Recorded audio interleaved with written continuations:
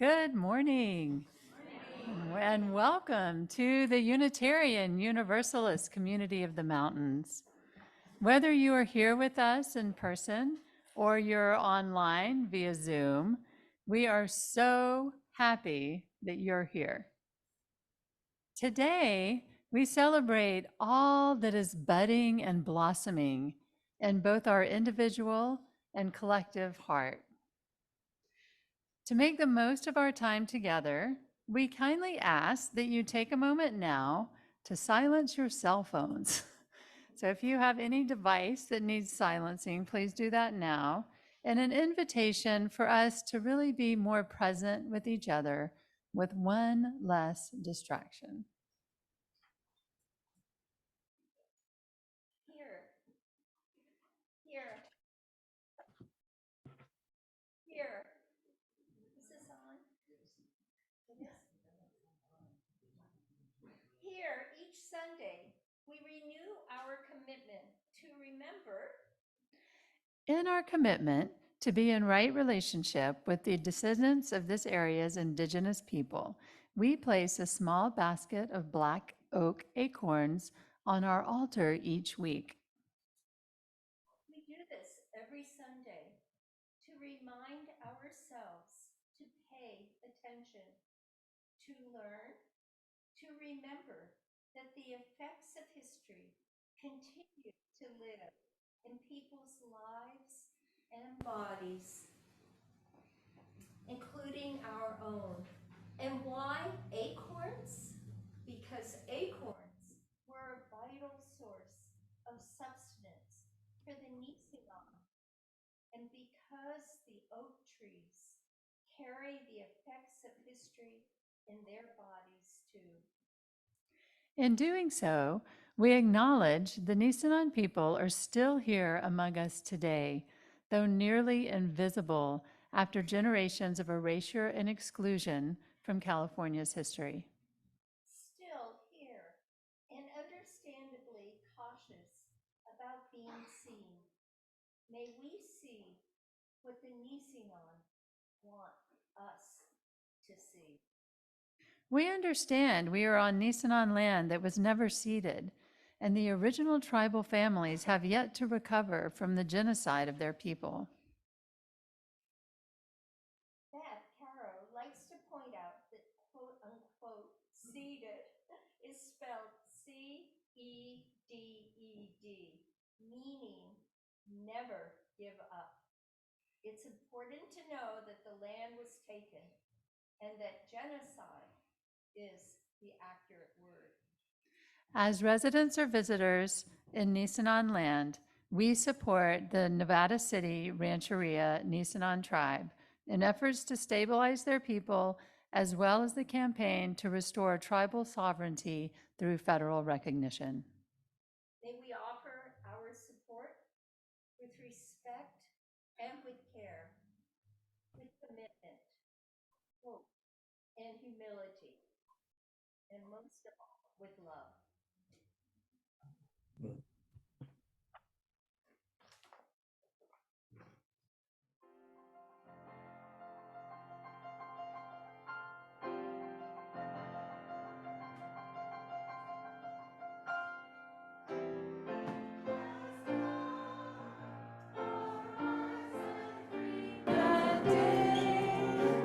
Dance with joy and sing a song of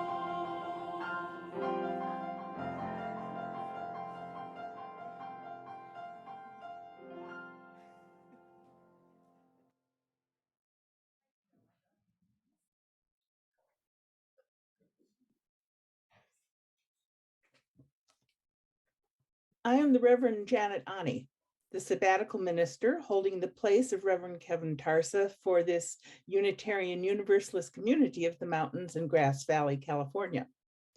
Whoever you are, whatever your skin color, whatever your gender identification or sexual preference, whatever your cultural identity, economic status, physical or mental abilities, or any other identity that has kept you from revealing your whole self, you are welcome to make a home in this time and space.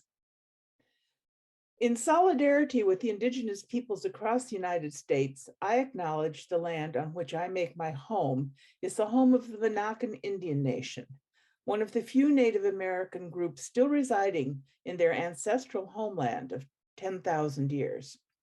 They are recognized as one of the 7 indigenous tribes of the state of Virginia. Stories.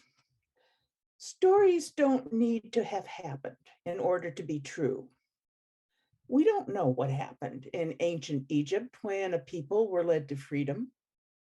We don't know what happened in Jerusalem before the tombstone was rolled away, revealing emptiness.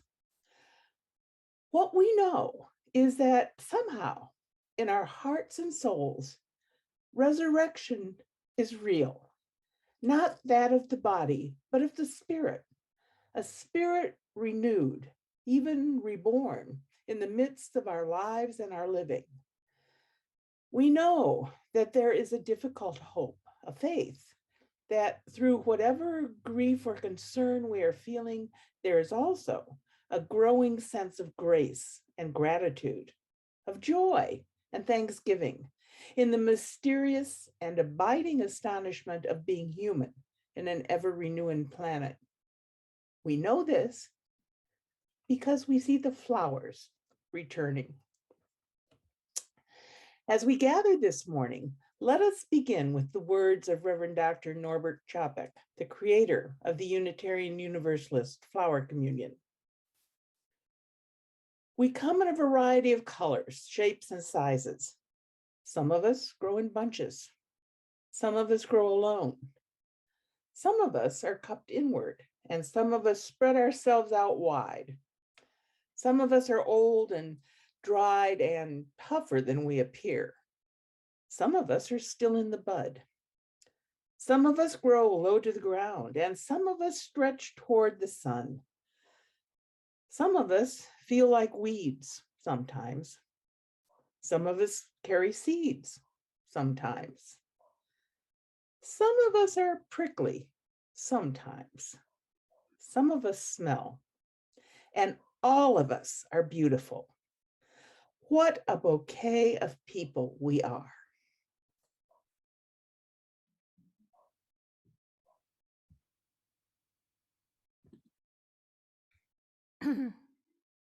Love brings us back to life by Peggy Clark. Easter is a holiday of miracles. It is life from death, joy from sorrow, celebration from mourning. Easter reminds us that we are never lost, that the story continues as long as we are here to tell it. So gather up your worries. We are going to bury them beneath the ground and watch them transform into flowers of hope, pushing through the earth, reminding us on Easter morning that love brings us back to life, calls us from sadness, from grief, from anxiety, into a world renewed and alive and filled with joy once again. If you're at home, please take a moment now and light your own chalice as we light the one here.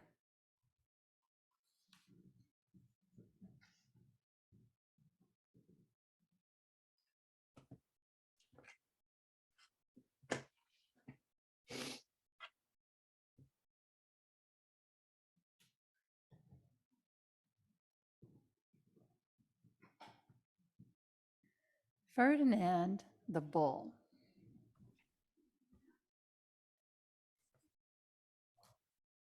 By Monroe Leaf and drawings by Robert Lawson. Once upon a time in Spain, there was a little bull, and his name was Ferdinand. All the other little bulls he lived with would run and jump and butt their heads together. But not Ferdinand. He liked to sit just quietly and smell the flowers. He had a favorite spot out in the pasture under a cork tree. It was his favorite tree, and he would sit in its shade all day and smell the flowers. Sometimes his mother, who was a cow, would worry about him. She was afraid he would be lonesome all by himself. "Why don't you run and play with the other little bulls and skip and butt your head?" she would say. But Ferdinand would shake his head. "I like it better here, where I can just sit just quietly and smell the flowers." His mother saw that he was not lonesome, and because she was an understanding mother, even though she was a cow, she let him just sit there and be happy. As the years went by, Ferdinand grew and grew until he was very big and strong. All the other bulls who had grown up with him in the same pasture would fight each other all day. They would butt each other and stick each other with their horns. What they wanted most of all was to be picked to fight in the bullfights in Madrid. But not Ferdinand. He still liked to sit just quietly under the cork tree and smell the flowers. One day, 5 men came in very funny hats to pick the biggest, roughest, fastest bull to fight in all the bullfights in Madrid. All the other bulls ran around, snorting and butting, leaping and jumping, so the men would think they were the very, very strong and fierce ones and pick them. Ferdinand knew they wouldn't pick him, and he didn't care. So he went to his favorite cork tree to sit down. He didn't look where he was sitting. And instead of sitting on the nice, cool grass in the shade, he sat on a bumblebee. Well, if you were a bumblebee and a bull sat on you, what would you do? You would sting him. And that is just what this bee did to Ferdinand. Wow, did it hurt? Ferdinand jumped up with a snort. He ran around puffing and snorting, butting and pawing the ground as if he were crazy. The 5 men saw him, and they all shouted with joy. Here was the largest and fiercest bull of all, just the one for the bullfights in Madrid.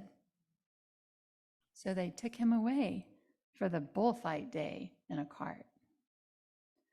What a day it was!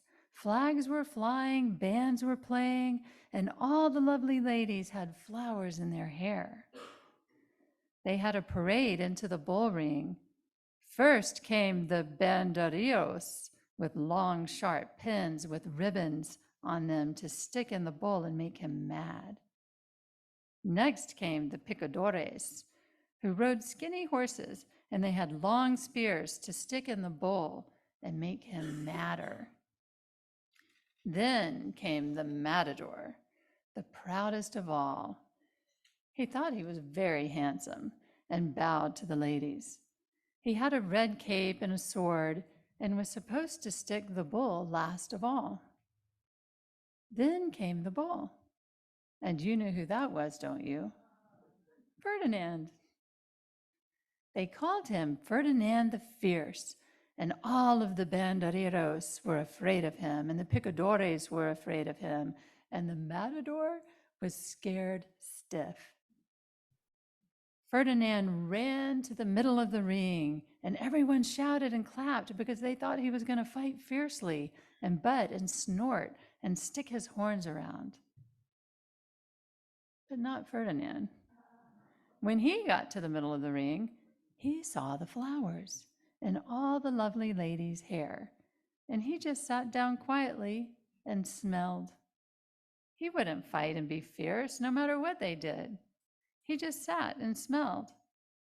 And the banderilleros were mad, and the picadores were madder, and the matador was so mad he cried because he couldn't show off with his cape and his sword.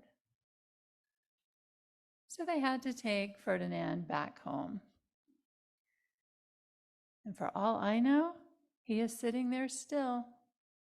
Oops, where is he sitting? There he is, under his favorite cork tree, smelling the flowers just quietly.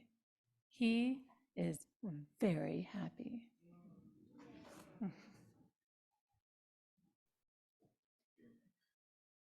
So now we would love to invite all of the children to come up to the altar where we have all of our flowers and choose 2 of your favorite flowers. Whatever flowers you like the best, you get to pick first.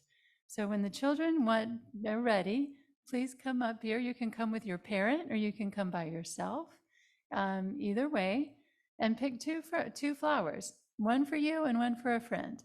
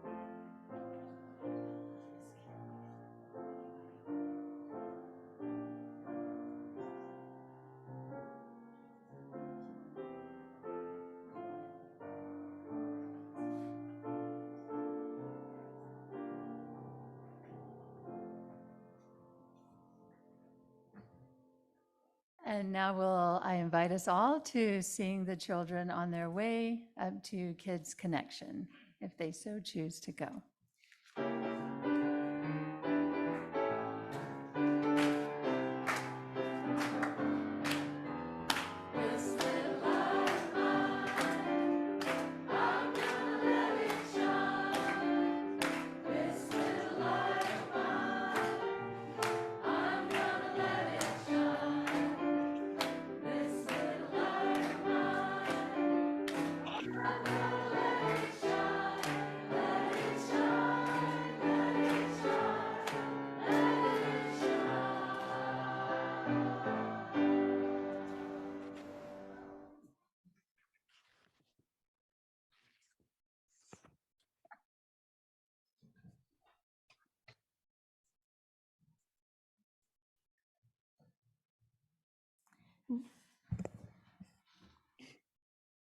Now we have the opportunity to connect inward into our hearts, to be there, be with them, and listen to what they might be saying. What's living? What is speaking in your heart? What is wanting to be heard? Pain and sorrow may block us. Scare and concern for others may make us freeze. We may feel suffocated by wishing for hurts to go away and for peace to fill us. Aliveness, joy, renewal, gratitude may also surface and fill our hearts, particularly on a day like today. In connecting to our hearts, we connect with all hearts, those in the room, those in community, and those beyond. The music starts. If you feel moved to choose a stone, release whatever you're holding in your heart to that stone, and then place it in the bowl, which is representing a caring community and is holding all of us. Perhaps what feels personal may begin to feel communal. Our burdens may feel shared and lightened. The placing the stone creates expanding ripples. We know we are not alone in our joy and our sorrow. Those in Zoom, please feel free to type in any joy or sorrow in the chat. And when the music starts, please come forward.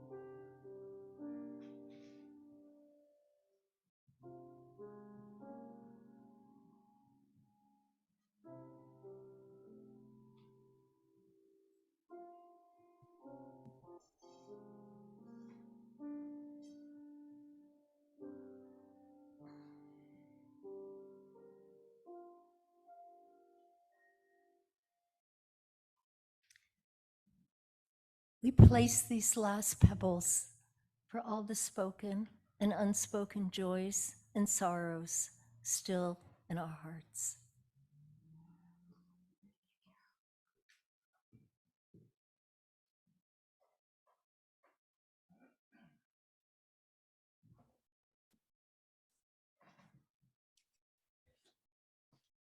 As we enter into the silence, hear the words of Reverend Dr. Norbert Capek.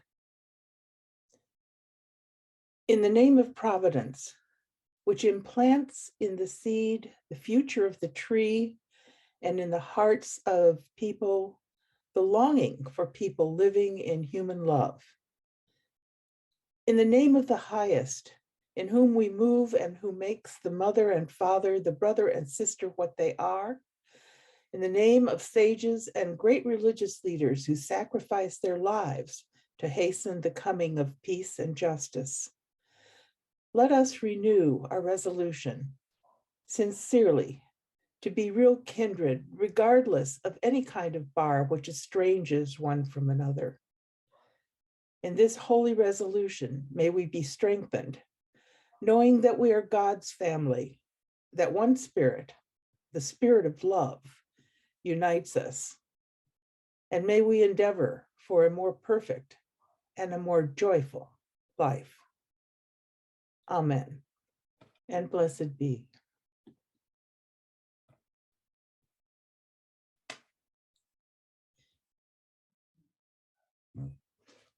The flower communion service was created by Norbert Capek, who founded the Unitarian Church in Czechoslovakia. He introduced this special event so that the church on June 4th, 1923. For some time, he had felt the need for some symbolic ritual that would bind people more closely together. The format had to be one that would not alienate any who had forsaken other religious traditions. The traditional Christian communion service with bread and wine was unacceptable to the members of his congregation because of their strong reaction against the Catholic faith. So he turned to the native beauty of the countryside for the elements of a communion which would be genuine to them. This simple service was the result. It was such a success that it was held yearly just before the summer recess of the church. The flower communion was brought to the United States in 1940 and introduced to the members of our Cambridge, Massachusetts church by Dr. Capek's wife, Maya V. Capek. The Czech-born Maya had met Norbert Capek in New York City while he was studying for his PhD. And it was at her urging that Norbert left the Baptist ministry and turned to Unitarianism. The Čapeks returned to Czechoslovakia in 1921 and established the dynamic liberal church in Prague. Maha Čapek was ordained in 1926. It was during her tour of the United States that Maya was introduced to flower communion. Unfortunately, Maya was unable to return to Prague due to the outbreak of World War II, and it was not until the war was over that Norbert Čapek's death in a Nazi concentration camp was revealed. According to the records, when the Nazis took control of Prague in 1940, they found Dr. Čapek's gospel of the inherent worth and dignity of every human person to be, as Nazi court records show, too dangerous for the Reich for him to be allowed to live. Dr. Čapek was sent to Dachau, where he was killed the next year during a Nazi medical experiment. From this beginning, the service has spread to many of our Unitarian Universalist congregations and has been adapted along the way. And you will see probably next year the very latest adaptation. The significance of the flower communion is that no two flowers are alike, so no two people are alike, yet each has a contribution to make. Together, the different flowers form a beautiful bouquet. Our common bouquet would not be the same without the unique addition of each individual flower, and so it is with our congregation. It would not be the same without each and every one of us. Thus, this service is a statement of our community. By exchanging flowers, we show our willingness to walk together in our search for truth, disregarding all that might divide us. Each person takes home a flower brought by someone else, thus symbolizing our shared celebration in community. This communion of sharing is essential to a free people of a free religion. So today we are joining thousands of Unitarian Universalists and hundreds of communities in a single celebration of life in all its diversity.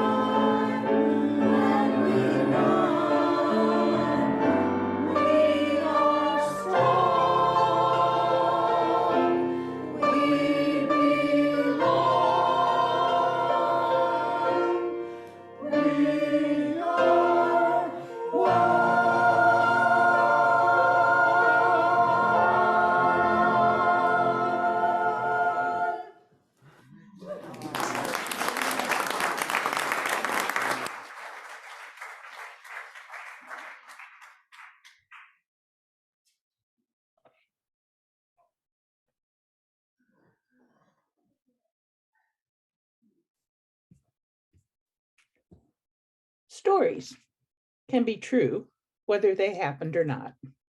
And stories abound at this time of year. Reverend Mike McGee tells a story about a group of ministers of various denominations hanging out at Starbucks discussing the true meaning of Easter. The Baptist said, "I believe we place too much emphasis on chocolate bunnies, colored rabbits, and Easter eggs instead of the spiritual aspects, which is the real meaning of Easter." "That's what I believe," said the Baptist. "Me too," said the Methodist. "Me too," said the Lutheran. "Me too," said the Catholic. "Me too," said the Nazarene. And the Unitarian Universalist was silent. "I believe the real meaning of Easter is that Christ died on the cross for our sins," said the Methodist. "Me too," said the Nazarene. "Me too," said the Lutheran. "Me too," said the Baptist. And the Unitarian Universalist was silent. "I believe the real meaning of Easter is the triumph of Jesus over the grave," said the Lutheran. "Me too," said the Catholic. "Me too," said the Nazarene. "Me too," said the Baptist. "Me too," said the Methodist. And the Unitarian Universalist was silent. "I believe the real meaning of Easter is not what each of you have said, but also that all people who believe in the sacrifice and resurrection of Jesus are cleansed of original sin through baptism and are restored to the favor of God, and many share in his eternal life," said the Catholic. "Me too," said the Nazarene. "Me too," said the Baptist. "Me too," said the Methodist. "Me too," said the Lutheran. And the Unitarian Universalist was silent. "I believe the real meaning of Easter, in addition to what has already been said, symbolizes that the bodies of all people will be resurrected and joined to their souls to share in their final fate," said the Nazarene. "Me too," said the Baptist. "Me too," said the Methodist. "Me too," said the Lutheran. "Me too," said the Catholic. And the Unitarian Universalist was silent. After those in the group had articulated their meaning of Easter, they turned to their Unitarian Universalist friend, all whom they recognized as a little strange, and said, "Your silence is a mystery to us. Just what do you believe as a Unitarian Universalist is the real meaning of Easter?" The Unitarian Universalist said, "I believe the real meaning of Easter is the appreciation of life's renewing cycles and that for all things there is a season. I believe the real meaning of Easter is the acknowledgement, with its accompanying sadness, of a very human Jesus who was forced to die on the cross because of his liberal religious views and beliefs. But most important of all, I believe the real meaning of Easter is the celebration of thanksgiving for the presence of the sacred in each and every living person and thing, for the presence of the sacred in the birds that sing, for the presence of the sacred in the flowers which sway and the grasses which rustle in the gentle breezes of spring. This is what I believe is the real meaning of Easter," said the Unitarian Universalist. "Me too," sang the birds. "Me too," rustled the grasses. "Me too," sighed the wind. "Me too," waved the flowers. And all the rest were silent.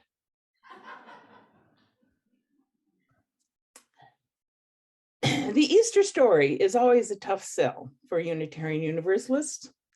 A few days ago, a friend of mine asked how Unitarian Universalists celebrate Easter. I was not proud of the way I fumbled around until I finally remembered the words from one of my colleagues. They had decided to advertise their Easter services by inviting people to join us. We don't know what happened. We're not sure what happened. This strikes me as an authentic articulation of the Unitarian Universalist view of Easter. It certainly resonates with me. On the one hand, I want to honor the sensitivities of those of you who are recovering from the message that God sentenced his only son to a violent, torturous death to save humankind from their sins. On the other hand, I don't want the message of hope and renewal, the deep magic that C.S. Lewis writes about, to get lost in the bunnies and the chicks and the flowers of this sweet season. As I sit here in the Shenandoah Valley, the signs of life renewing itself are all around. The daffodils are poking their way toward the sun, despite the chilly temperatures. The tree outside my window is budding. Our neighbors' urban chickens have chicks. We can't have spring without winter. We can't have life without death. That's the way it is. We Unitarian Universalists do ourselves a disservice by poo-pooing the Easter story. Remember that stories don't need to have happened in order to be true. While we may question the particularities of the story told by the Christian Church, the story of resurrection, of rebirth, has been told since humans observed the cycle of the seasons. The story of life from death has been enacted from the time that humans understood their role in the life processes. Symbols of new life were held sacred: the seed, the flower, the egg, the organs of human sexuality, the newborn of all animals, especially the fertile rabbit. We may be suspicious of this story as told by powers and principalities to gain our compliance to the ambitions of a particular political, religious, social, or economic position. But we don't need to subscribe to dogma and creed to be devoted to the divine within and without us.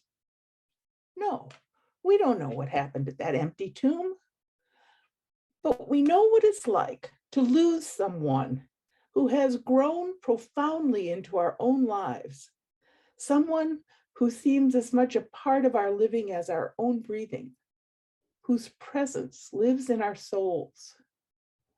We know what it's like when death takes them from us, perhaps prematurely.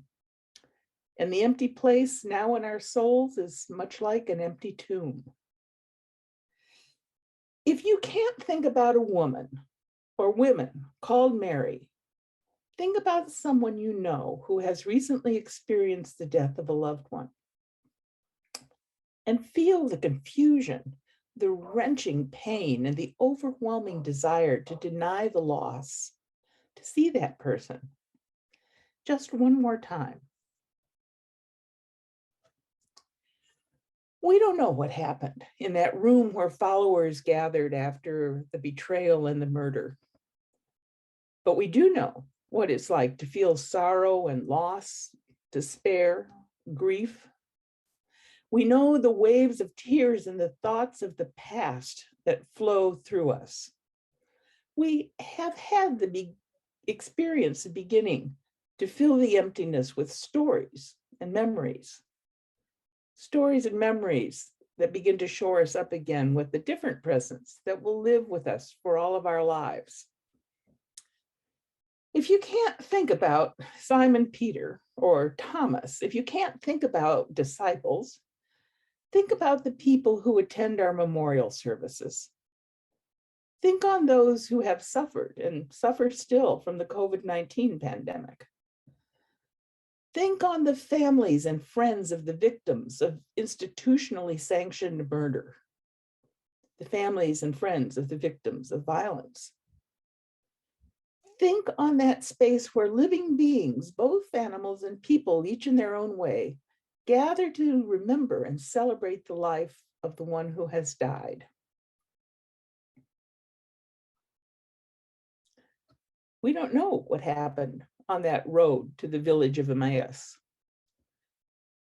But we do know what it's like to realize, to have it dawn on us that what we have known and loved lives on now with and within us, a part of who we are. We know that somehow in our hearts and souls, resurrection is real, not that of the body, but of the spirit, a spirit renewed, even reborn in the midst of our living and our dying. If you can't think about Cleopas and the other disciples on that dusty road, think about a family member or a friend who gave you a behavior or an outlook or a physical attribute that is now so ingrained in you that you scarcely think about the source of it. And when you do remember, you smile.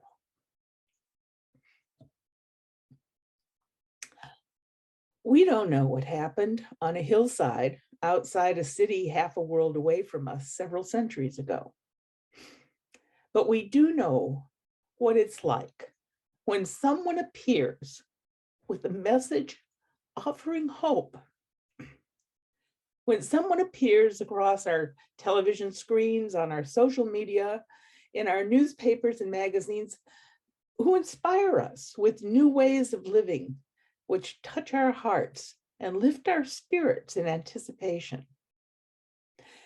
And we know what it's like when they fall short of our expectations, or worse, are cut down by the forces of hate and bigotry, which too often enter human life. If you can't think about Jesus, think about Siddhartha Gautama, or Mahatma Gandhi, or Sojourner Truth, or Martin Luther King Jr., and feel the profound loss of these visionaries. Despite all of our research, we still don't know what really happened at that place back then. The critical part of the Easter message for Unitarian Universalists is the power within each of us to face death and find a life-giving power even in our most harrowing moments of illness or despair. There is great underlying potential buried beneath lifelessness and hopelessness. In the resurrection story, there is both humiliation and death, but in the end, also a new life of the spirit. For us, it means confronting the deep wounds and scars we have suffered and then allowing ourselves to be transformed anew. When we don't know what happened, there's no place like a trusted community, a community forged in a shared struggle for inclusion, justice, and love. When we don't know what happened, we turn to these communities to express our gratitude for the gift of life, to wonder about the mystery of death, and to find our strength in the hope for a more life-affirming future. In these and all times of uncertainty and fear, when we don't know what happened or even what's going to happen, these are the resurrection times. May you all have a transformative Easter today and in all the days that follow. Amen.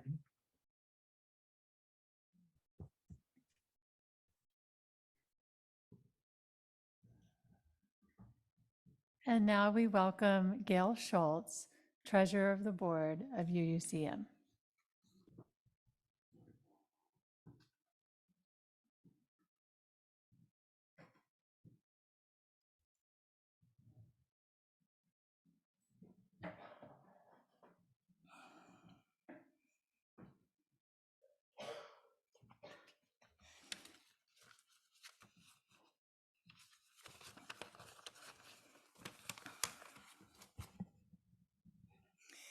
Here I am again, Gail Schultz, your treasurer. And once again, I'm trying to follow a lovely, meaningful presentation. Thank you, Reverend Ani. Today is a day for celebrating spring, rebirth, and as Reverend Ani has just told us, our gratitude for the gift of life. And my personal gratitude to those of you who have turned in your pledge forms. My gratitude is for the abundance around me, for this community, and the caring and sharing that we do. I'm even grateful for the abundance of squirrels who insist on eating all my tender flowers. I enjoy the challenge of still trying to grow something lasting. I'm always hopeful. Being a part of this community is a way for me to keep having meaning in my life as I get older. I never want to be someone who just passes time waiting to die. I like to be active. I want to be part of a community that works hard to support the values of justice and fairness that I share. I want to contribute my time, talent, and treasure. This community gives me lots of opportunities to do all three. I can be useful here. Last week, I shared with you the challenge facing our finances. For those of you who missed hearing me last week, we have learned that members who were responsible for about $30,000 of our pledges last year are leaving the area, or in a few other cases, reducing their pledges. Since that time, some of you have stepped forward to help us face this challenge out of your commitment to helping us be a strong voice in our world. We thank you for that response. My wish is that as this pledge drive comes to its conclusion, more of you will realize that you really are able to give the generous, hopeful, life-affirming support for this community that only you can provide. At this point in time, just over half of you have turned in your pledge forms. Many have increased their pledges. Others have held the line, and some have reduced their pledge. Your gifts demonstrate that you too share my feeling of abundance and commitment. If you are struggling, we want to hold you in our caring community. If you have concerns about the directions of our community, we want to hear from you. Above all, we want to join with you to celebrate the renewal of this time in the year and in the life of UUCM. Please turn in your pledge forms by tomorrow, if possible. That's the scheduled end of our pledge drive. Carol Fulkerson in the office can provide you either by email or in person a form if you've misplaced yours, and I believe you can always find a new pledge form on our website. We really need all the pledges in as soon as possible so we can develop a realistic budget for the next fiscal year. And please enjoy the abundance that surrounds us this beautiful spring day. Thank you.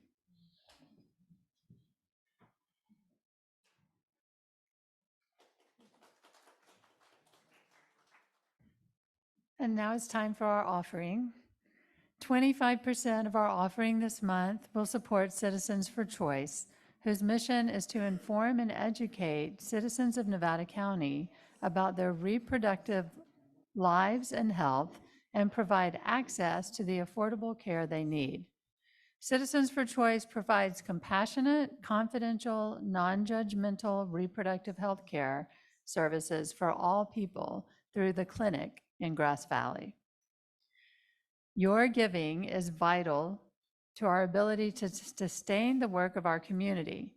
Thank you for your generosity. And now we'll hear Allison with other ways to give.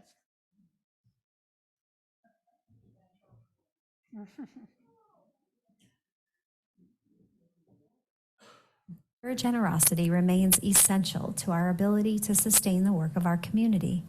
There are several ways to contribute. You may text an amount to 833-579-0483, give via our website at uugrassvalley.org, via PayPal at paypal.me/UUCM, or mail to UUCM 246 South Church Street, Grass Valley, California, 95945. Thank you.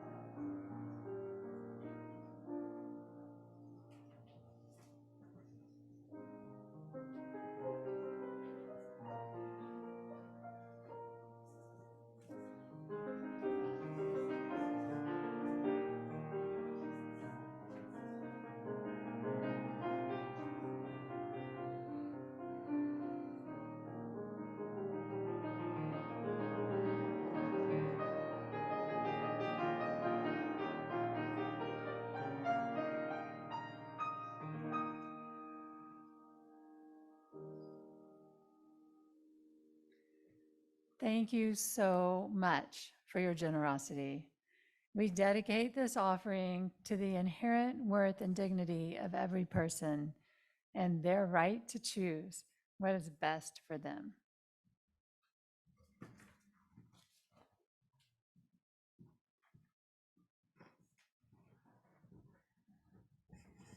And there are many others to thank, a host of them, for this lovely service this morning. Their names are reflected up on the screen, both the people who help with the service and then the staff that run the church. And also, there are a number of announcements just upcoming, and a few of them are reflected right here. And of course, going to our website is a fabulous way to know how active and vibrant this church is.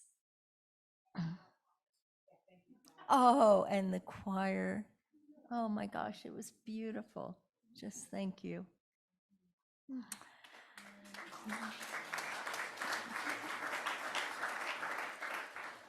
And Toby for your direction as well.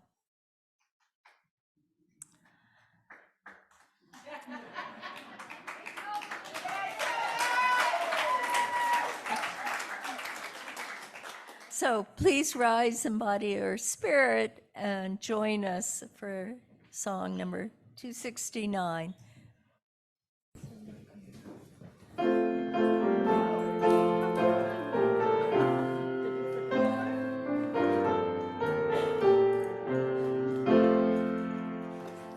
Oh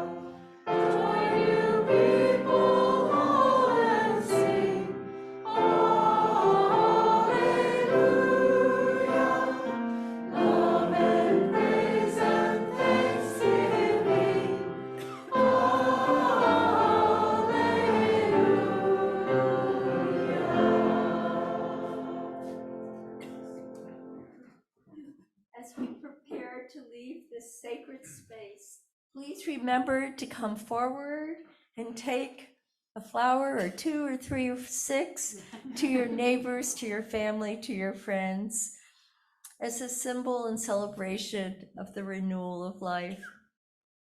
The final words are written by Norbert Capek just before his death in the concentration camp. It is worthwhile to live and to fight courageously for sacred ideals. Oh, blow ye evil winds into my body's fire, my soul, you'll never unravel. Even though disappointed 1,000 times or fallen in the fight and everything would worthless seem, I have lived amidst eternity. Be grateful, my soul. My life was worth living.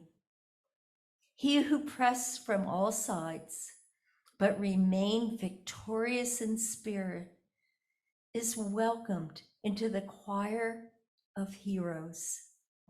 He who overcame the fetters, giving wing to the mind, is entering into the golden age of the victorious. Now, as we extinguish our chalice, let us join with the benediction which would have resonated with Capek as we carry the flame of peace and love until we meet again. Please join us for refreshments if you're here in the building, and everyone, we'll see you next Sunday.